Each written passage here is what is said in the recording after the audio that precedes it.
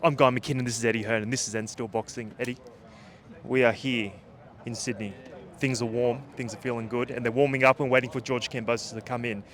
Was it hard to make this fight with Jake Wiley? Yeah, I mean, it's a disaster when you're like a week out from the fight and you get a phone call to say the opponent's in hospital.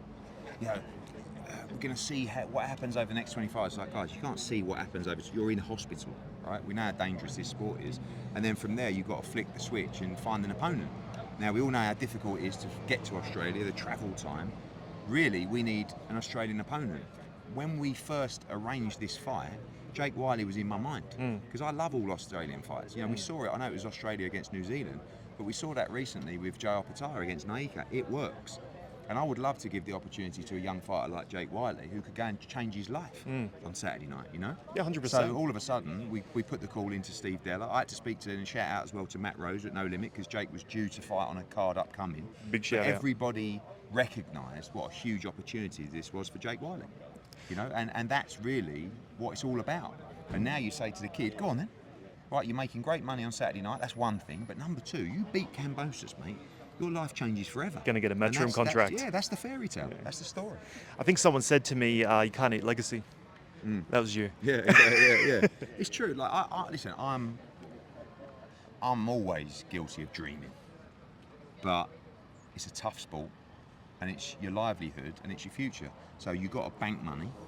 And you've got to make sure that when you leave the sport, you're financially secure. 0.0001 amount of fighters do that. Yeah. So listen, this isn't going to secure Jake's future forever, but it's going to put him in a great position to move forward with his career. Exactly. But that's the gamble from there. You know, these guys, that when they got this phone call, they didn't go, "Oh, it's good money and we'll get a beating." They're going, "We can beat him." Do you know what I mean? We can put it on. And there is a feeling around George Kambosos that he might just be towards the end of his career. Do you know what I mean? Like, coasting a little bit. Yeah, and also all of a sudden, you know, changing opponent. How hungry are you? Like, everything changes. You face a guy who punches a lot harder than your original opponent. Yeah. Inexperienced, the lick compared to your Dan, but full of energy and full of belief, and it's a dangerous fight. The youth. I've always said the guys that come in the last minute have the most opportunity to cause the dramas and the upsets. It's happened time and time again. For sure. You know, like Fedora at Zoo, for example. Yeah. You know, cool, it's an exceptionally 6'7", but it's caused big dramas. In conjunction with that, there is a guy that has such upside on this undercard, Teremoana Jr. I don't think he's getting enough press. Me, I'm a number one fan of him. I think he's fantastic. Him and Justice Hooney. However, what do you think his upside is? Teremoana, is it Riyadh season champion? Is it Daniel Dubois? Yeah, I mean, I think that we all want characters. We all want personalities. You know, when I looked at Teremoana and I met him for the first time, I mean, look, you're 6'3", 6'4", I'm 6'5". Like, he's a giant of a man. He's behemoth. Right? He is. And also, I look at him with the hair and the smile, you know, and his dance that he does in the ring. And I just think that's, like, if you can fight, you could be a superstar. Yeah. And he can fight. He can sleep people. I know. And, you know, the trouble, like, his opponents over here somewhere, he's in for a tough night. It's very difficult to get the opponents to Australia for fights. So, you know, this is his third professional fight with us, but he also had 4 previously. So after Saturday, looks like he'll be 7-0. Right? Yes. So all of a sudden, I think we need to take him to the UK, take him to America, get him top level sparring, step up the opposition a little bit. But I'll tell you, this guy, if he doesn't at least fight for World Heavyweight Championships, I'll be astonished. Yeah, it would be a mismanagement. Yeah, for sure. Who is an opponent in that middle section that you would pair him up against next potentially? It's very early at the moment. I mean, that's, you know, you can't. You got guys like Moses Tame who are going quite quickly, and you know, I don't think they're going quite as quickly as the kind of hype suggests, and I think they're doing it smart. Yeah. You know, he's younger than Teremoana, but you don't just jump up to that level without getting a few hard rounds under your belt. 100%. But the problem is, it's who's going to stand up to Teremoana. He's very aggressive and he punches very hard. So it's not like he lets you go rounds. He wants to hurt you early, and when he hurts you, he wants to destroy you. And he does that very well and very quickly. He's got that gifted power. Do you think that there seems to be a trend over the last, call it 2 years or so, that heavyweight seems to be dropping in size from the AJs, Tyson Fury 6'9", 6'7", whatever it may be. They're starting to drop down to that 6'4" mark, having that quicker delivery with their feet and having the potentially quicker hands and volume, and gas tank. And that seems to be having success against these larger guys. Do you think that's a trend? Is that something that you're seeing? Yeah, I mean, I like one of the great things about Teremoana, he's a big heavyweight, but he's got fast feet and he's quite agile as well. You look at guys like Justice, they're much lighter. Moses Tame, lighter.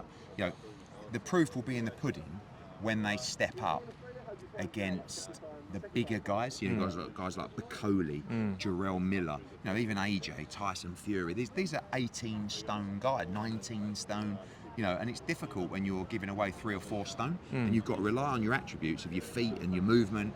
But you know, the ones with great skill will do it. So you're saying potentially someone like Usyk is like a one of a one where they can do it? Possibly. I mean, people can, but it's very difficult. What Usyk does against the bigger men is quite sensational. Yeah, it absolutely is. In conjunction with that, I want to take this to a slightly different angle, and something that's been really on my mind, I think on a lot of boxing fans' minds, is the whole TKO Boxing situation.